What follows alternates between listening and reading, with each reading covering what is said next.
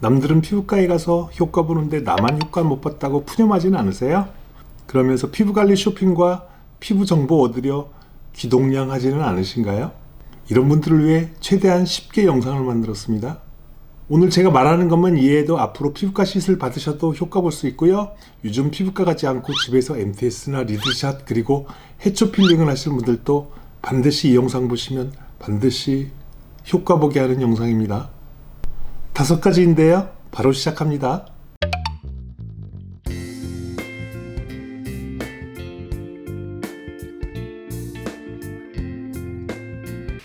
첫째, 피부 화장품 그리고 레이저 이 3개에 대해 잘 이해하지 못하면 레이저나 레이저 할아버지를 해도 효과 보지 못합니다. MTS, 리드샷, 해초 필링 등도 마찬가지인데요. 우리는 어렸을 때부터 화장품 회사의 마케팅에 쇠뇌, 당했기 때문이기도 합니다. 그게 뭐냐면 생명공학의 결정체라고 하면서 어떠한 성분이 흡수되어 피부 재생을 도와준다잖아요. 이 말이 잘못되었다는 것을 인정하는 거고요. 화장품 성분이 피부에 흡수되어 피부 나이를 거꾸로 되돌려준다라는 말은 그냥 거짓말이다 라고 생각하시면 편합니다. 피부는 소장이나 대장처럼 흡수기관이 아니라 배설기관입니다. 그래서 나노화된 성분이 진피까지 들어가는 핵심 기술이 있다고 뺑기를 치더라도 실제로는 피부 속으로 들어가지 못합니다. 이처럼 피부는 튼튼한 벽을 가지고 있고요. 이것을 피부 장벽이라고 하는데요. 이러한 튼튼한 장벽을 레이저나 미세침 그리고 날카로운 입자로 빵꾸내고 상처내는 것이 레이저이고 MTS고 해초 필링입니다. 위에서 말한 것처럼 좋은 화장품 성분이 피부 속으로 흡수되어 좋은 효과가 난다면 뭐하러 레이저하고 MTS 하겠어요? 여러분께서는 이러한 맥락을 이해하는 것이 너무 중요합니다. 그런데 말입니다. 이것을 솔직 담백하게 표현하면 될 것을 의사분들은 돌려 말합니다. 피부를 빵꾸내거나 상처낸다고 하면 될 것을 무슨 요술램프를 쓰는 것처럼 포장해서 열 에너지를 전달한다는 등 어려운 소리로 표현합니다. 그냥 레이저나 미세침으로 멀쩡한 피부를 빵꾸내거나 상처내는데 그 도구가 레이저 장비나 MTS인 것 뿐입니다. 이렇게 멀쩡한 피부가 망가지면 우리 몸은 이것을 원상 회복시키려고 노력하는 과정에서 새로운 세포 즉 새살을 해당 부분으로 올려보내면서요 미용적으로 피부가 좋아 보이는 것입니다. 그리고요 또 한 가지, 레이저 시술하는 의사분들을 질병을 치료하는 분들이라고 생각하고 준비 없이 병원 가면서 의사분들께서 알아서 해줄 것이다 라는 생각을 하는데요. 이러한 생각도 단호하게 물리치셔야 합니다. 질병 치료와는 좀 거리가 있는 분들이고 이 의사분들이 좀 더 돈의 가치를 두시는 업자라고 생각하시고요. 이 개념을 머릿속에 딱 박아 놓으셔야 피부과 이용해서 큰 실패를 보지 않습니다. 두 번째로 넘어갑니다. 아주 추운 날씨에는 콘크리트 양생이 안 되어 건물을 올릴 수 없습니다. 좀 더 쉽게 설명하면 추위 속에 작물이 크려면 찬 공기와 세찬 바람을 막아줄 비닐하우스가 절대적인 것 아시죠? 많은 분들이 레이저나 MTS만 하면 피부가 좋아질 거라는 생각을 하는데 아닙니다.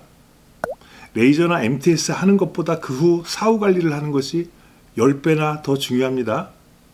그 이유는요. 레이저나 MTS로 피부를 빵꾸내거나 상처를 내면 피부의 어린 속살이 무방비로 노출되는데요. 만약에 넘어지거나 어떤 것에 찔려 상처하는 피부는 어떻게 하시나요? 빨간 약 바르고 항생제를 바르고 물에 닿지 않도록 하잖아요. 이게 상식이잖아요. 레이저나 MTS도 마찬가지입니다. 손 덜 대고 물 덜 대면서 재생이 잘 되도록 해야 합니다. 특히 레이저나 MTS처럼 목적이 미용적인 거는요. 무방비로 노출되면 수분 증발이 일어나서 미용적인 것과는 다르게 재생이 될 수도 있습니다. 그래서 수분 증발을 최대한 막을 수 있도록 리치한 크림이나 오일 종류로 코팅을 해줘야 합니다. 사용감 좋은 수분 크림 계통 사용하면 수분 증발을 억제하는 능력이 모자라서 재생이 잘 안 되고요. 피부만 건조해지고 민감해집니다. 그래서 비닐하우스를 예를 든 것이고요. 비닐하우스처럼 차단하고 수분 증발이 안 되게 막아주어야 합니다. 재생크림 하나로 의존하는 것은 좀 위험한데요. 왜냐하면 우리나라에서는 어떠한 크림에도 재생크림이라는 타이틀을 붙이고 맘대로 광고할 수 있고요. 병원에서는 마진이 많이 남는 제품 중 하나를 선택해서 파는데요. 그것이 피부 재생을 담보하기에는 역부족입니다. 그래서 병원에서 추천해주는 재생크림을 너무 믿지 마시고요. 스스로 많이 알아본 후 수분 증발 억제 능력이 있고 피부 보호 능력이 있는 제품을 발라주셔야 합니다. 이때 바셀린을 선택하시면 최소한 기본 이상은 합니다. 바셀린이 가격도 싸고요. 바셀린이 좋은데 여러분이 만약 병원 운영을 한다면 바셀린 가격이 고작 몇천 원 하는데 얼마의 마진을 받고 파시겠어요? 이런 상황에 대해서도 빨리 눈치채셔야 합니다. 그리고 병원에서 팩을 해주면서 진정관리 해주잖아요. 이것을 최소한의 것이라고 생각하셔서 따로 홈케어로 팩을 통해 진정관리를 해주셔야 합니다. 이런 말을 할 때마다 그럼 색조는 어떻게 하나요? 라고 물어보는 분들이 항상 있습니다. 피부과에서나 화장품 회사에서나 여러분의 피부보다는 매출에 관심이 있거든요. 그래서 가급적 자제하라는 말까지만 합니다. 색조하지 말라는 말을 안 하는 것도 빨리 눈치채셔야 합니다. 여러분 돈 들여서 효과 보려고 하는 것 아닌가요? 색조 화장품은 돌가루나 철가루로 되어 있는데 그것을 빵꾸나고 상처난 곳에 바르면 과연 피부가 좋아질까요? 안 하시는 것이 좋고요. 재생되는 동안 하지 마시고요. 선크림도 모자 등으로 차단해 주시면 좋습니다. 세 번째입니다. 레이저 받을 때 의사분이나 상담 실장님께서 님의 경우 피부가 민감하고 얇아서 약하게 여러 번 하는 것을 추천합니다 하면서 소위 횟수치기를 권하는데요. 이러면 안 하는 것이 좋습니다. 민감하고 붉은 피부에 레이저나 MTS 하면 효과 볼까요? 대부분 효과는 못 보고 피부만 더 민감해집니다. 참고하시고요. 레이저 장비가 처음 나왔을 때 몇십 년 전만 하더라도 의사분들이 효과에 대한 기대감도 있고 해서 세게 강하게 했거든요. 이러다 보니 부작용에 대한 컴플레인 때문에 AS 하는 시간이나 정신적인 소모를 했는데요. 요즘은 효과 내려고 세게 하는 대신 약하게 여러 번 하는 티켓팅을 합니다. 그러다 보니 비용이 많이 늘어나는 경우도 있고요. 피부가 정상적이라면 세게 한 번으로도 얼마든지 효과를 볼 수 있습니다. 그래서 횟수치기보다 한 번 세게 해달라고 하면서 비용 줄이는 것도 생각해 보시고요. 주름 탄력 등의 노화 관련된 것은 피부과보다 성형외과를 추천합니다. 그분들이 훨씬 담백하고요. 피부 개선 효과가 없을 것 같으면 아예 해주지 않습니다. 외과 의사분들이라 영리 목적으로 하더라도 상대적으로 소명의식이랄까 가웃발이 있어서 되는 것만 된다고 합니다. 또한 성형외과 술은 비용이 많이 싸졌고요. 효과는 피부과보다 훨 좋습니다. 참고하시고요. 스스로 판단해서 피부가 약하고 민감하다면 홈케어로 피부를 정상화 시킨 다음 하시는 것을 권합니다. 레이저나 MTS 언제든 할 수 있습니다. 붉고 민감한 피부를 홈케어로 정상화 시킨 다음 피부과 이용하시길 바랍니다. 붉고 민감한 상태에서 피부과 갔을 때 피부가 민감하니 다음에 하세요 하는 곳이 몇 군데나 있을까요? 여러분이 돈인데 그렇게 안 합니다. 이것도 꼭 참고하시길 바랍니다. 네 번째입니다. 피부과 방문하면 당신은 돈으로 변합니다. 그래서 어떻게든 티켓팅하려고 노력하는데요. 그런 과정에서 지금 피부보다 좋게 해준다는 것으로 꼬시는데요. 피부 개선되는 과정이 얼마나 험난하고 어려운지 아시죠? 근데 피부과는 프로입니다.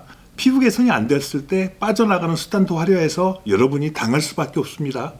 어느 정도 개선되는지, 얘기했던 개선이 안 되었을 때 환불이나 서비스는 어떻게 되는지 명확하게 하셔야 합니다. 그리고 무엇보다 중요한 것은 시술 받기 전에 피부 사진을 피부과와 서로 공유한 다음 그 사진을 기준으로 양측이 거래하면 됩니다. 서두에도 말씀드렸듯이 그분들은 질병 치료라는 숭고한 것보다 돈의 가치에 좀 더 기울어진 분들입니다. 거래할 때 참고하시고요. 여러 곳 발품 파시는 것이 현명합니다. 굳이 피부과인지 아닌지가 중요한 것이 아니고요. 얼마나 시술 경험 데이터가 쌓여 있는지가 중요한 고려 요소입니다. 마지막 다섯 번째입니다. 사람들은 격차를 만들고 싶어 하고요. 그것을 통해 자기가 높은 위치에 있는 것을 보여주려고 합니다. 그 도구가 피부 상태인 것이죠. 소위 말하는 강남 사람들은 어렸을 때부터 화장대에서 소중하게 자기 피부를 관리하는 엄마를 보고 배웠고요. 주변 지인분들이 피부과 이용 방법이나 팁을 많이 알려줘서 피부 좋아지는 지름길을 많이 알고 있습니다. 피부가 좋고 나쁜 것은 일정한 기준이었고요. 누구보다 좋거나 누구보다 나쁘거나 하는 비교입니다.